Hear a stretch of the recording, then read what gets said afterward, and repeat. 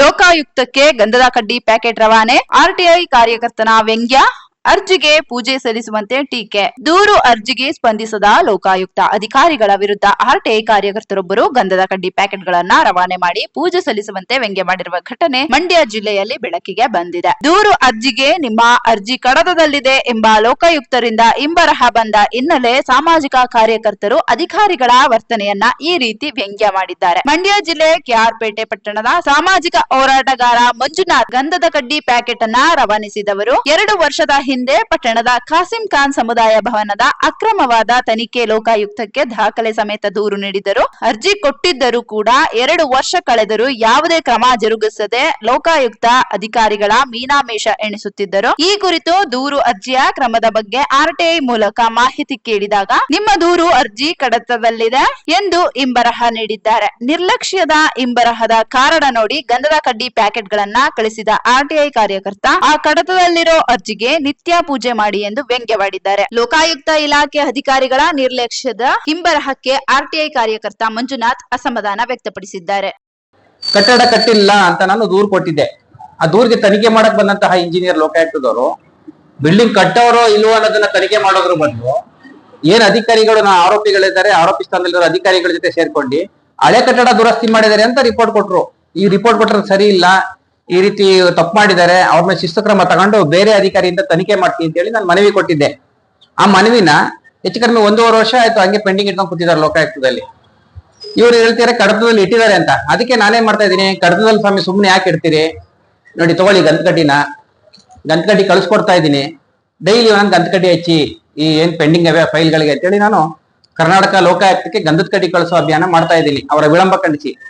ಮತ್ತೊಂದು ವಿಷಯ ಏನು ಅಂತಂದ್ರೆ, ಕಳೆದ ನವೆಂಬರ್ ತಿಂಗಳಲ್ಲಿ ನಾನು ಮತ್ತೊಂದು ದೂರು ಕೊಟ್ಟಿದ್ದೆ ಇದೇ ಪಟ್ಟಣಕ್ಕೆ ಸಂಬಂಧಪಟ್ಟಂಗೆ. ನವೆಂಬರ್ ಅಂತಂದ್ರೆ ಈಗ ಮಾರ್ಚ್ ಎಷ್ಟು ತಿಂಗಳಾಯ್ತು, ಸುಮಾರು 4 ತಿಂಗಳು ಕಳೆದಿದೆ. 4 ತಿಂಗಳಾದ್ರೂ ಸಹ ನಾನು ಈ ಕಡತದ ಬಗ್ಗೆ 2 ಸರಿ ARE 9 ಅಲ್ಲಿ ಹೋಗಿ ವಿಚಾರ ಮಾಡಿದ್ದೀನಿ. ಮಾಡ್ತೀವಿ, ಇನ್ನೂ ಪೆಂಡಿಂಗ್ ಇದೆ, ಕೆಲಸ ಇದೆ, ಮಾಡ್ತೀವಿ, ಮಾಡಿಲ್ಲ ಅಂತಾನೆ ಹೇಳಿದ್ದಾರೆ. ನಾವು ಕೊಟ್ಟಿರೋ ದೂರನ್ನ ಬರೀ ಕಡತ ಪರಿಶೀಲನೆ ಮಾಡಕ್ ಆಗಿಲ್ಲ 4 ತಿಂಗಳಿಂದ ಅಂದ್ರೆ ಏನ್ ಅರ್ಥ ಅಂತ ಗೊತ್ತಾಗ್ತಾ ಇಲ್ಲ. ಒಂದ್ ವೇಳೆ ನಿಮ್ಗೆ ಕೆಲಸದ ಒತ್ತಡ ಇದ್ರೆ ನೀವ್ ಯಾಕೆ ಪ್ರತಿ ಜಿಲ್ಲೆಗೆ ಬಂದು ದೂರ್ ಕೊಡಿ ಅಂತ ಸಭೆ ಮಾಡ್ತೀರಿ? ದಯಮಾಡಿ ಸಭೆ ಮಾಡ್ಲೇಬೇಡಿ, ಇರೋ ಕಡತಗಳನ್ನ ಕ್ಲಿಯರ್ ಮಾಡ್ಕೊಳ್ಳಿ. ನಿಮ್ಗೆ ಕೆಲಸದ ಒತ್ತಡ ಇದೆ, ಸ್ಟಾಫ್ ಕೊಡ್ತಾ ಇದಾರೆ ಅಂತಂದ್ರೆ ಮತ್ತೆ ಜಿಲ್ಲಾ ಮಟ್ಟಕ್ಕೆ ಸಭೆಗಳು ಯಾಕೆ ಮಾಡ್ತೀರಾ? ಸಭೆಗಳು ಮಾಡೋದಕ್ಕೆ ನಾನಾ ಕಾರಣದಿಂದ ಜನ ಆರೋಪಿಸ್ತಿದ್ದಾರೆ. ಅದು ನಿಜಾನೋ ಸತ್ಯನೋ ನನಗ್ ಗೊತ್ತಿಲ್ಲ. ಆದ್ರೆ ಯಾಕೆ ನಿಲ್ಸ್ಬಿಡಿ ಸಭೆನ, ಬಂದಿರೋ ಕಡತಗಳನ್ನ ಕ್ಲಿಯರ್ ಮಾಡಿ. ಮತ್ತೊಂದೇನಾದ್ರೆ ನಿಮ್ಮ ವಿಳಂಬ ನೀತಿ, ನಿಮ್ಮ ಈ ರೀತಿ ನಿರ್ಲಕ್ಷ್ಯನ ಕಂಡಿರ್ತಕ್ಕಂತ ಕೆಲವು ಅಧಿಕಾರಿಗಳು ಕಳ್ಮಾರ್ಗ ಇರ್ತಿದ್ದಾರೆ. ಕಳ್ಮಾರ್ಗ ಏನ್ ಮಾಡ್ತಾರೆ ಅಂದ್ರೆ, ನಾವೊಂದು ವಿಷಯಕ್ಕೆ ಸಂಬಂಧಪಟ್ಟಂಗೆ ದೂರು ಕೊಟ್ಟಿದ್ರೆ ಅವ್ರು ಬೇರೆ ವಿಷಯ ಕೊಟ್ಬಿಟ್ಟು ನಿಮ್ಮ ದಿಕ್ಕು ತಪ್ಪಿಸ್ತಾರೆ. ಆ ಬೇರೆ ವಿಷಯ ಅಲ್ಲ ಅಂತ ನಾವು ಸರಿ ಮಾಡೋದಿಕ್ಕೆ 1 ವರ್ಷ 1.5 ವರ್ಷ ಆಗುತ್ತೆ. ನೀವ್ ಯಾಕೆ ಅವ್ರ ವಿರುದ್ಧ ಕ್ರಮ ತಗೊಳ್ಳಲ್ಲ? ಒಬ್ಬ ಜಿಲ್ಲಾ ಪೊಲೀಸ್ ವರಿಷ್ಠಾಧಿಕಾರಿ ಸುಳ್ಳು ತಪ್ಪು ಮಾಹಿತಿ ಕೊಡ್ತಾರೆ, ಒಬ್ಬ AC ತಪ್ಪು ಮಾಹಿತಿ ಕೊಡ್ತಾರೆ, ಒಬ್ಬ ಚೀಫ್ ಆಫೀಸರ್ ತಪ್ಪು ಮಾಹಿತಿ ಕೊಡ್ತಾರೆ. ಅಷ್ಟೇ ಯಾಕೆ ನೀವೇ ನೇಮಕ ಮಾಡಿ ಕಳ್ಸಿರ್ತಕ್ಕಂಥ ಇಂಜಿನಿಯರ್ ಸುಳ್ಳು ವರದಿ ಕೊಡ್ತಾರೆ. ಇವ್ರ ಮೇಲೆ ನೀವೇನೋ ಕ್ರಮ ತಗೊಂಡಿಲ್ಲ ಅಂದ್ರೆ ಜನಗಳಿಗೆ ನ್ಯಾಯ ಏನ್ ಸಿಗುತ್ತೆ? ಸುಮ್ನೆ ನಾವು ವರ್ಷಾನ್ಗಟ್ಲೆ ಲೋಕಾಯುಕ್ತದಲ್ಲಿ ಅಲಿಬೇಕಾಗತ್ತೆ. ಈಗ ಒಬ್ಬ ಮನುಷ್ಯ ಲೋಕಾಯುಕ್ತಕ್ಕೆ ಆಗ್ತಾನೆ ಅಂದ್ರೆ ಸಾಮಾನ್ಯವಾಗೆಲ್ಲ ಸಾಮಾಜಿಕ ಕಳಕಳಿ ಇಟ್ಕೊಂಡು ಹಾಕೋದು. ಒಂದ್ ಅರ್ಜಿ ಸಲ್ಲಿಸಬೇಕು ಅಂದ್ರೆ ಕನಿಷ್ಠ 1000 ರೂಪಾಯಿ ಖರ್ಚಾಗುತ್ತೆ, ಅದ್ರ ಜೊತೆ ಸಮಯ ವ್ಯರ್ಥ ಆಯ್ತದೆ. ಅದಕ್ಕಿಂತ ಹೆಚ್ಚಾಗಿ ಸ್ಥಳೀಯವಾಗಿ ಹೋರಾಟ ಮಾಡುವಾಗ ಶತ್ರುಗಳು ಹುಡುಕತ್ತಾರೆ.